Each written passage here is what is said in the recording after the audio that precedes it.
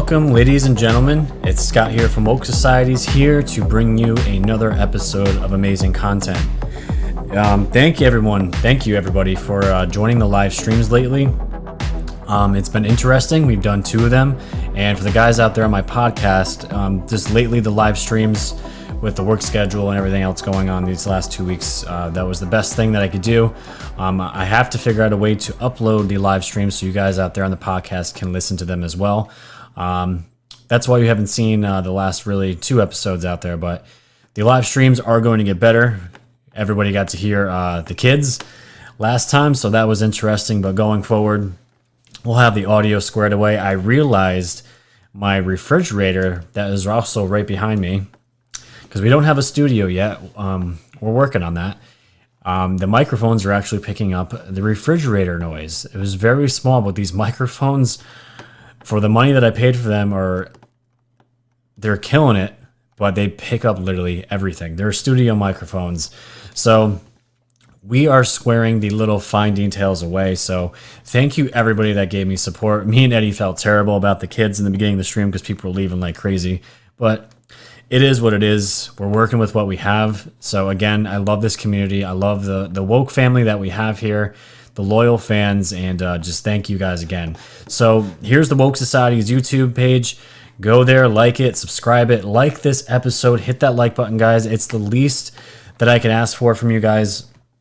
Just hit the like button. It gets this episode out there organically, and hopefully it gets searched more in the YouTube algorithms that are always looking to demonetize my episodes and all the other truthers out there. So do that. Go to the Patreon if you'd like to submit and become a bigger fan of the show.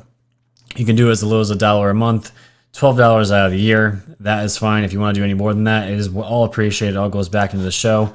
You guys can go to my BitChute here and as a backup channel. And of course, as you guys know, my wokesocieties.com webpage has all the links to every episode that I have, and all the podcasting links as well.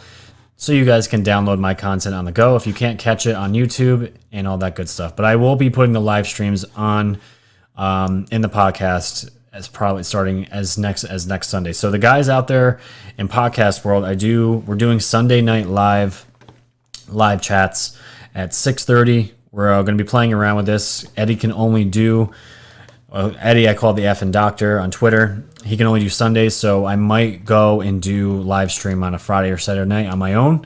Or if I find a legit co-host that would love to do a show with me on Friday and Saturday nights, I am open to that as well.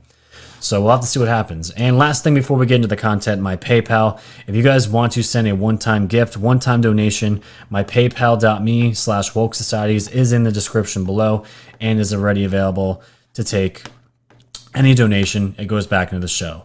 So what are we going to be talking today, guys? What are we going to be talking about? Well, we're going to be talking about Trump's visit to India. We're going to talk about Harvey Weinstein, the coronavirus, and some Q drops, and some interesting stories, and some UFO stuff. So we're going to have a little bit of everything today, which is always exciting. The political stuff is just dominating news networks. It's dominating a lot of channels right now, but you can't really get around that. It's an election year. So it is what it is. But let's start with this. This is a tweet here from Mr. Modi, the Prime Minister of India.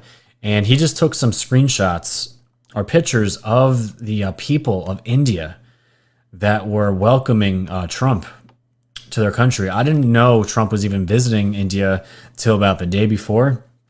I've just been so busy. But I was like, okay, that's cool. And I just wondered where does India stand with the United States, you know? I know we're allies, we do a lot of business together, but these pictures were they were breathtaking. So breathtaking. I just want you guys to see this. So this is Modi here. He says, during our first meeting at the White House, Donald Trump told me that India has a friend in the White House, and he was absolutely correct. Together, we will keep working towards deepening bilateral ties between India and USA. And you guys can see the pictures here. There's a bunch of kids with the Indian flag and the American flags. So it looks like some local dancers, you know, a lot of the Indian culture in these pictures, which is so cool to see. But this right here, I'm going to play a short clip of Trump speaking at this, but this is India's largest cricket stadium. Cricket, as in the game cricket. Cricket is like football in the United States. It's their number one sport. They absolutely love it. I actually watched because I never knew what cricket was really about. There's actually a special on Netflix right now with cricket on it, and it's very interesting. It's a mix of baseball and I don't know, whatever else, but it was pretty cool. But either way, look how massive this stadium is. Massive. And Trump, of course, just like his rallies, they packed the house and there was people outside listening as well. And here's just more pictures of people welcoming Trump at this huge rally. And it's not a rally, but huge gathering in India to come see him speak. But as we go on here, I just want you guys to see. This was from Breaking 911 on Twitter here. It says, President Trump, this is what he said, America loves India. This is a 1-minute clip. Let's just take a listen here. This is so awesome. Namaste. Namaste. And hello to India. This is such a great honor. Let me begin by expressing my profound gratitude to an exceptional leader, a great champion of India, a man who works night and day for his country, and a man I am proud to call my true friend, Prime Minister Modi.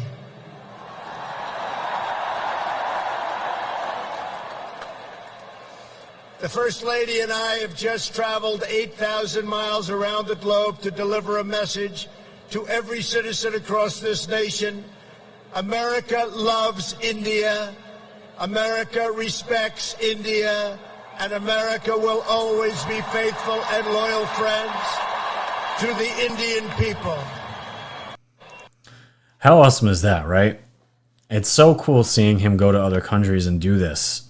He's promoting peace, just promoting just love, especially love with our allies. And I believe I have my own conspiracy theory, I guess you could say, about what's really going on here. We're going to talk about that when we talk about the coronavirus in just a moment. But it was just so cool to see Trump speak in another country, and all of these people showed up as a packed house to come watch the man speak. You have to say, even if you're a Democrat and you hate Trump, his speeches they're just funny to watch. Before I was woke, I would watch Trump and just laugh at him, but he has a way of capturing your attention and just locking you into what he's saying. But he's a businessman, so you would expect someone as successful as he was that he has that capability. But I just wanted to throw this in here from Educating Liberals. He wrote, Dear Libs, if President Trump is such a racist, why did 100,000 plus Indians overflow the world's largest cricket stadium to watch him speak? And did you notice how every single one of those 100,000 plus people stood for the American national anthem? Wake up and smell the roses. And it's so true. The video on there I think it was live streamed of the original speech. It's about an hour long. I was going to find it, but it's really not a big deal. You guys get the point. But it was a very successful speech. It was a very successful event. And we'll get into the ties of why I think this is all happening between America, India, and how we're strengthening our allies and pushing other ex-allies, or not soon-to-be ex-allies, hopefully, and just throwing them to the wind. So the big news that came down yesterday, we have another Stein found guilty. This is Harvey Weinstein, the head dog of Hollywood. Harvey Weinstein found guilty of third-degree rape, criminal sex act. DA says case changed the course of history. And that's an understatement because we all know how deep this rabbit hole goes. This is putting Hollywood on notice. This is exactly what's going on here. So let's just take a few paragraphs here from this article. Former Hollywood film producer Harvey Weinstein was found guilty by a Manhattan jury Monday of 2 of 5 charges relating to sexual assault and faces as many as 25 years in prison. And I remember everybody was freaking out because originally it didn't look like the charges were going to go through. The jury was in a deadlock, and everyone being as negative and downtrodden as they have been lately said, "Oh, here we go. He's going to get out of prison time," right? Not the case. He's going to jail, ladies and gentlemen. He was found guilty of criminal sex act for assaulting production assistant Mimi Halle at his apartment in 2006 and third-degree rape of a woman in 2013. The jury found him not guilty on the most serious charge, predatory sexual assault, which could have resulted in a life sentence. He was ordered to jail by the judge immediately after the conviction. The verdict followed weeks of often harrowing and excruciating graphic testimony from a string of accusers who told of rapes, forced oral sex, groping, masturbation, lewd propositions, and that's Hollywood's excuses from Weinstein about how the casting couch works. And we all know that's exactly where it begins when you come in as a probably an attractive young man or woman that wants to make it in the Hollywood business. Let's see how far we can take them. Let's see how far they will go and let us do things to them. And then we will prop you up as idols, as stars. This is how Hollywood works, ladies and gentlemen. The jury of 7 men and 5 women handed down the verdict on Monday after 5 days of deliberating. Weinstein has maintained any sexual encounters were consensual. Of course, he's going to say that sentencing was set for March 11th. So the sentencing is for in a few weeks. But it's just here. Oh yeah, here we go. This is what else I want to read about. The case against the once feared producer was essentially built on 3 allegations, and they go into the producers and actors that he did these acts on. The case marks the only criminal trial to stem from the many accusations that came out of Weinstein filing a bombshell expose written by Ronan Farrow in 2017, in which 13 women accused the now disgraced movie mogul of sexual assault. And the last thing, which I thought was pretty funny out of this, defense lawyer Arthur Adelia added that Weinstein was ready, willing, able, and actually quite anxious to testify and clear his name, but didn't do so because his lawyers felt prosecutors failed miserably to prove their case beyond a reasonable doubt. That's complete BS because they didn't want him to go out there and soil himself and have the prosecutors have a field day with this man. He didn't speak at all. But they're saying he was ready, willing, and able, and actually quite anxious to testify and clear his name. Dude, there's no way you're coming back from any of this. There's been multiple cases, and as the world wakes up, we already know how Hollywood operates. Their ratings for the Golden Globes and Oscars have tanked. Nobody's watching their shitty movies anymore. I don't remember the last time I went to a movie theater, to be honest. Everything is most of these movies are complete garbage, and I just refuse to give my money to any of these people, especially knowing what we know now. And here's a Twitter thread here from Stephen Lunger. I'm just going to do some bits and pieces.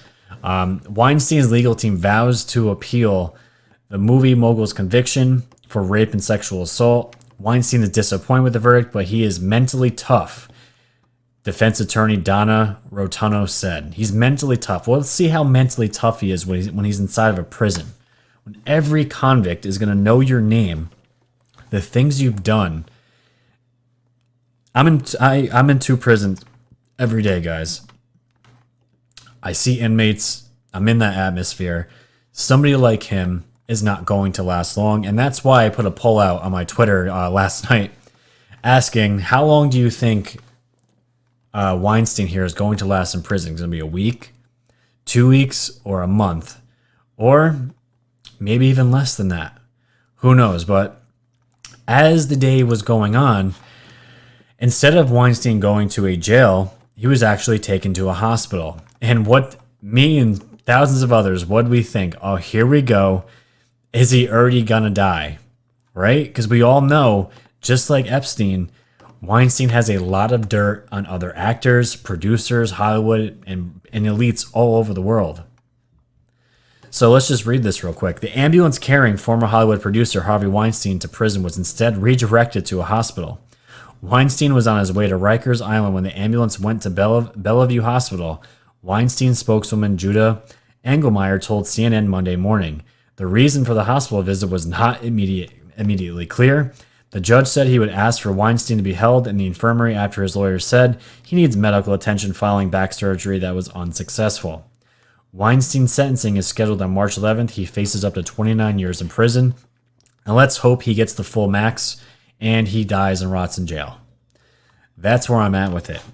But that's, as more news came out, Weinstein was on his way to Rikers. He was complaining of chest pains and has high blood pressure.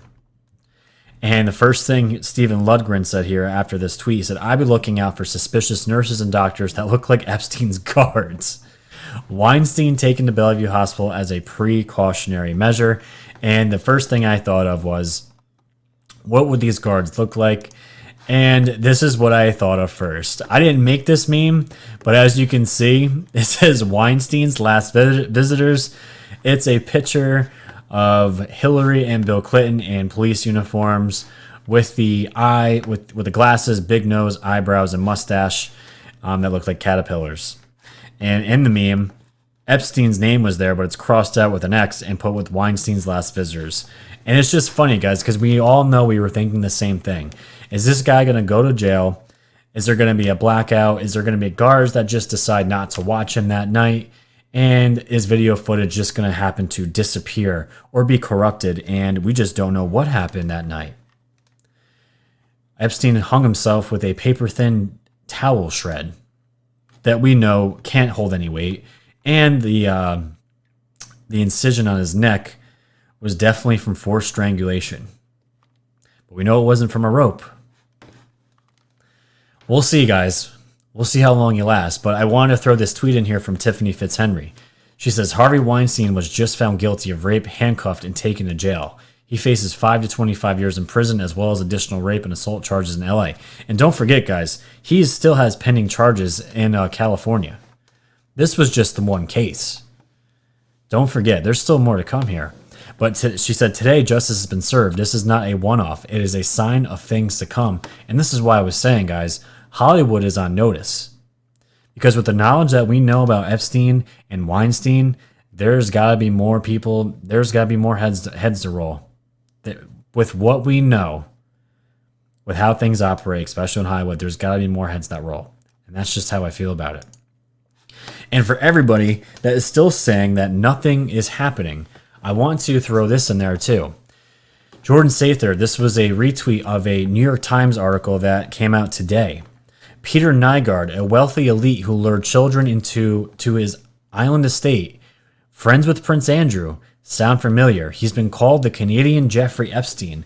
NYPD and FBI raid his New York headquarters today. The darkness is being taken down worldwide.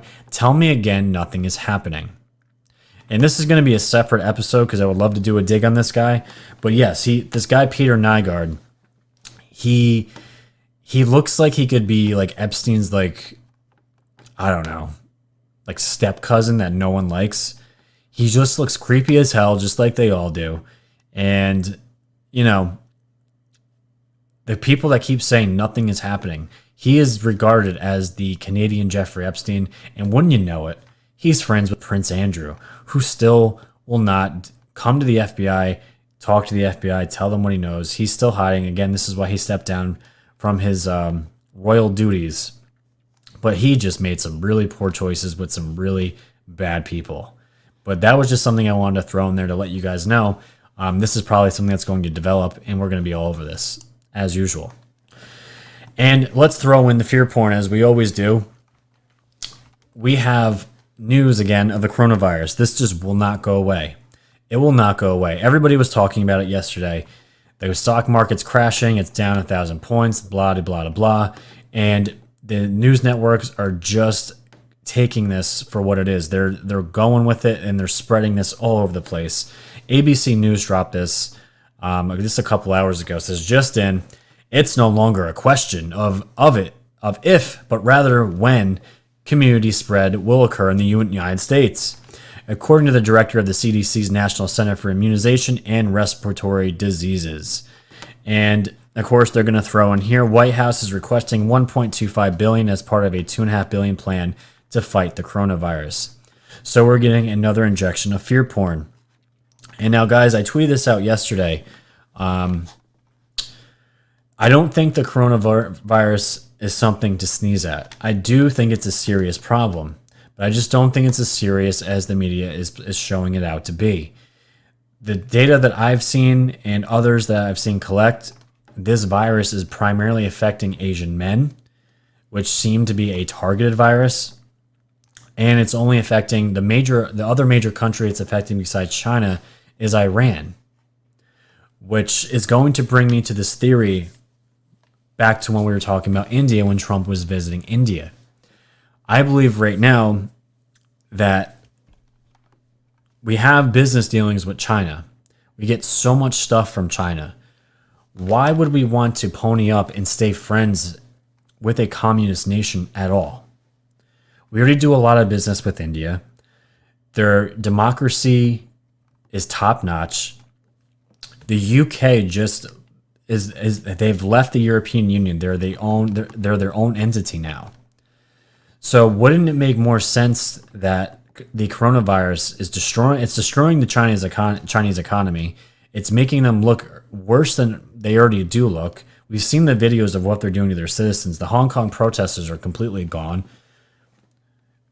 That's another theory that I believe is why this virus started. But there's definitely other reasons. But to me, I've seen these theories out there that this is called a black swan event, where this virus is taking out the deep state countries and just completely tearing them to shreds. And economically, it's going to force the people to unite and overthrow these corrupt governments.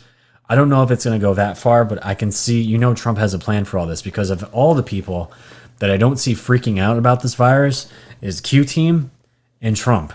I don't see him at all worried about this at all. And I'm not saying don't be prepared for something. We should all prepare for something in case, God forbid, this turns out to be as serious as, the mainstream media is making it out to be. But I'm saying I don't think we're there yet. But wouldn't it make sense that Trump would now form a strong, super strong alliance between UK and India, and just have our countries just help build each other up even more stronger than they already are? It's just a theory. And again, this is what I saw here from this tweet from Steve. Interesting.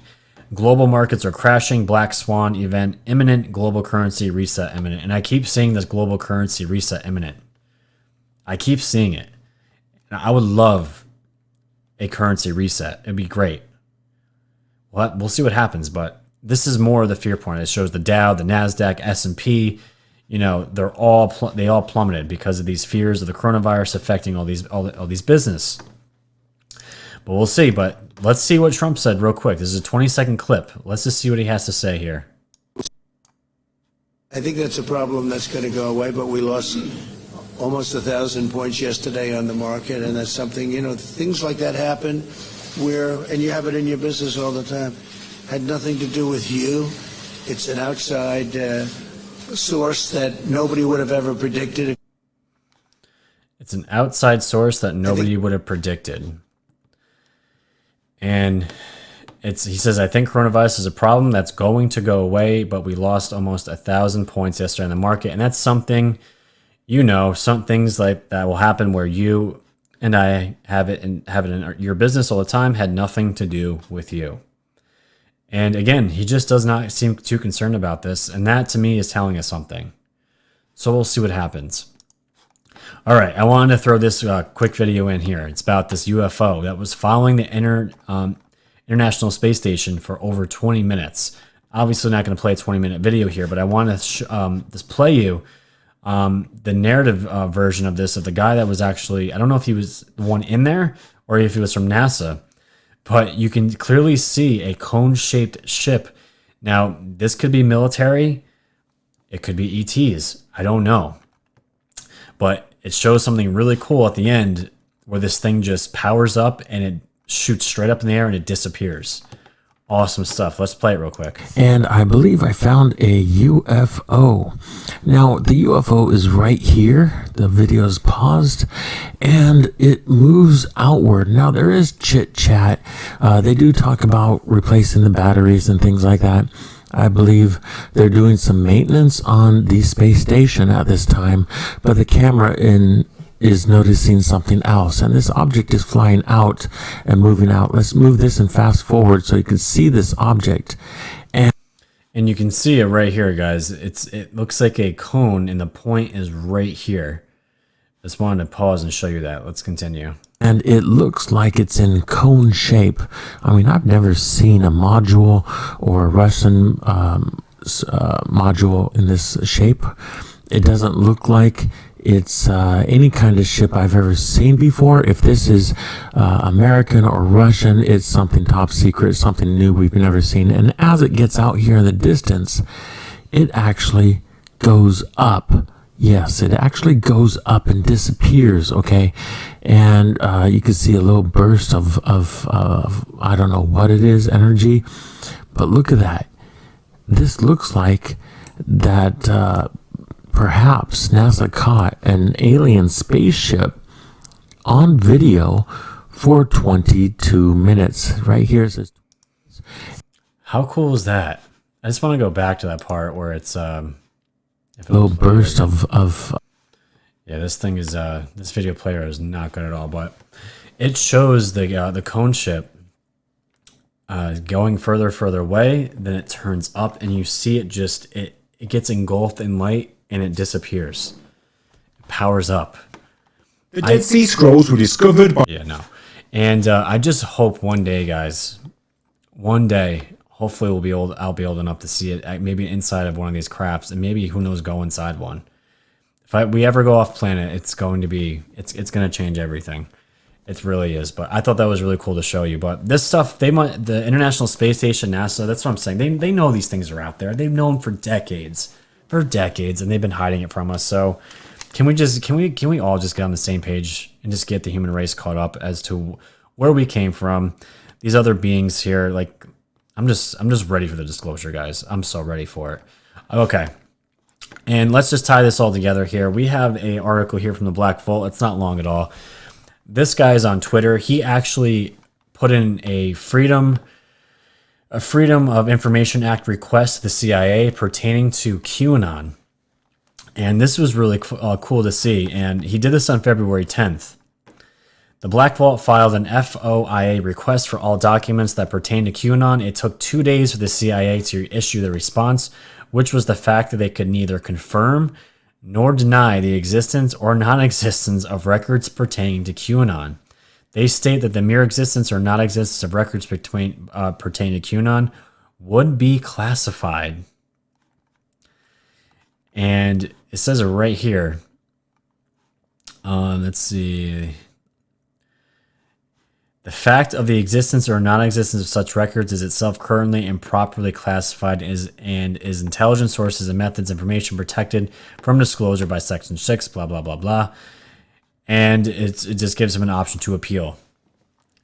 So they're confirming nor denying that QAnon does exist, what they have on it, and if they were to have anything on it, it would still be classified.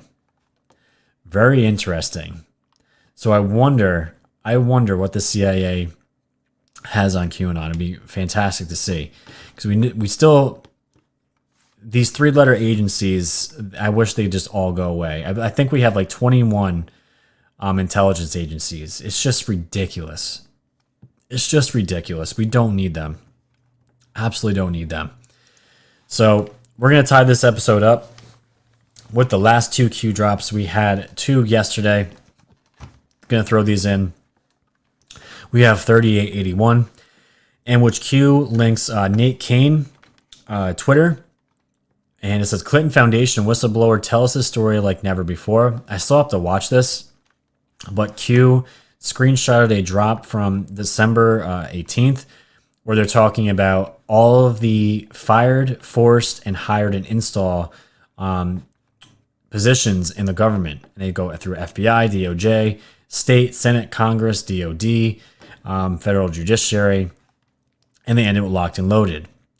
So Q says, in regards to the video, it's a YouTube video. It's a link to a Twitter, which is a link to YouTube for this Nate Kane guy, and it says, listen carefully, think, remember, why no arrest or justice yet? What if almost every critical position, and it says SR, I'm not sure what that means, that's in the kill box, within the U.S. government apparatus was infiltrated? What must be done first? The swamp runs deep, plus sleepers. Backgrounds are important. Muslim Brotherhood, list of in the news now names with known ties to Islam.